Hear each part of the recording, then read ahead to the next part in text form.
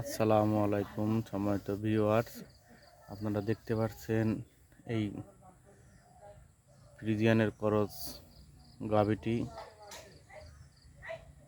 ইতিমধ্যে একটা বাচ্চা দিয়েছেন। বাচ্চা দেওয়ার পরে আবার প্রজনন করা হয়েছিল। প্রজনন করার পরে সেই বাচ্চাটি কনসেপ্ট করে নাই। এখন পরবর্তীতে আবার ওর কীভাবে পরিচর্যা করে প্রজনন করালে বাচ্চাটি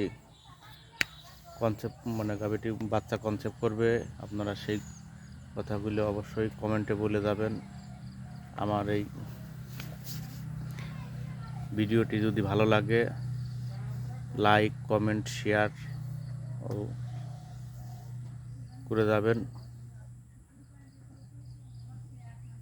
সবাই ভালো থাকবেন। আগামীতে এরকম নতুন ভিডিও পাওয়ার জন্য অপেক্ষায় থাকবেন। খুদা হাফেজ।